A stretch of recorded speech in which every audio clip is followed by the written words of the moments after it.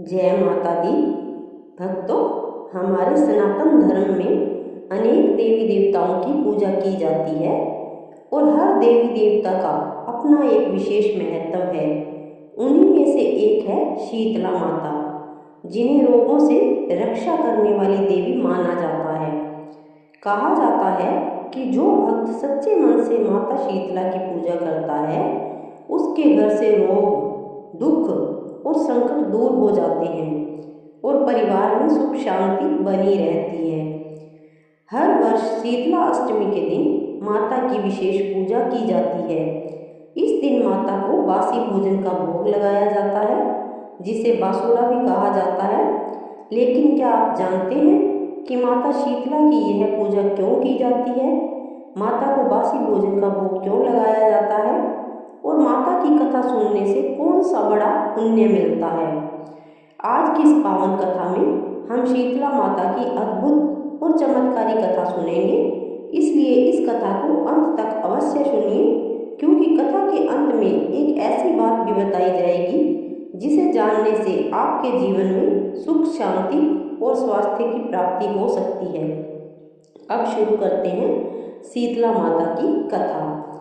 बहुत समय पहले की बात है। एक नगर में एक राजा और रानी रहते थे। उनका राज्य बहुत समृद्ध था और प्रजा बहुत सुखी थी। उसी नगर में एक दिन सीता माता एक व्रत स्त्री के वेश में आई। वे नगर नगर घूम कर लोगों को यह समझाती थी कि स्वच्छता रखें, भगवान का स्मरण करें और माता की पूजा करें, ताकि रोगों से रक्षा हो सके। लेकिन उस नगर के लोग माता को पहचान नहीं पाए। उन्होंने माता का आदर नहीं किया और उनकी बातों को भी अनसुना कर दिया। कुछ समय बाद नगर में भयंकर रोग फैल गया। बच्चों और बड़ों को तेज बुखार आने लगा, शरीर पर फोड़े फुंसियां निकलने लगी और लोग बहुत परेशान हो गए। राजा ने वैद्य बुलाए, दवाइयां मंगाई, लेकिन कोई उपाय काम नहीं आया। तभी एक दिन एक बूढ़ी स्त्री महल के बाहर आई और बोली, हे राजन, यदि तुम इस नगर को रोगों से मुक्त करना चाहते हो तो शीतला माता की पूजा करो और उन्हें बासी भोजन का भोग लगाओ। राजा ने आश्चर्य से पूछा, माता को बासी भोजन क्यों? तब वह वृद्ध स्त्री बोली, शीतला माता शीतलता और शांति की प्रतीक है। उन्हें ठंडा भोजन प्रिय है। यदि श्रद्धा से उनकी पूजा की जाए तो वे सभी रोग दूर कर देती हैं। राजा ने तुरंत पूरे नगर में घोषणा करवा दी, अगले दिन सभी लोग माता की पूजा करेंगे और उन्हें ठंडे भोजन का भोग लगाएंगे। अगले दिन पूरे नगर में माता की पूजा हुई। लोगों ने घरों को साफ किया, माता की कथा सुनी और श्रद्धा से भोग लगाया। माता शीतला प्रसन्न हो गई।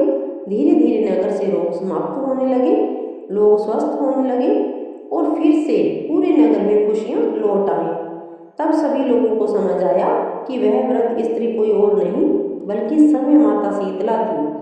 उस दिन से यह परंपरा शुरू हो गई कि हर वर्ष शीतला अष्टमी के दिन माता की पूजा की जाएगी और उन्हें बासी भोजन का भोग लगाया जाएगा।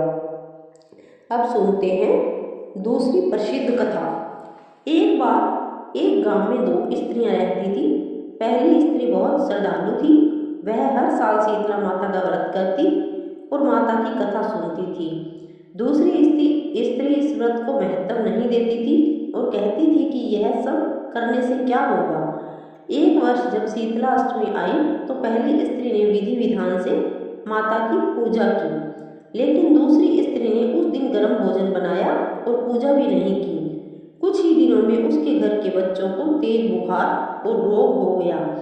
तब वह स्त्री बहुत घबराई और पहली स्त्री के पास जाकर मदद मांगी। पहली स्त्री ने उसे सलाह दी कि सच्चे मन से माता शीतला की पूजा करो और उनसे क्षमा मांगो। उस स्त्री ने वैसा ही किया। माता शीतला दयालु है। उन्होंने उसकी प्रार्थना स्वीकार की और उसके बच्चों को स्वस्थ कर दिया। उस दिन से वह स्त्री भी माता की बड़ी भक्त बन गई। कहा जाता है कि जो भक्त श्रद्धा से शीतला माता की कथा सुनता है या सुनाता है, उसके घर में रोगों का प्रवेश नहीं होता।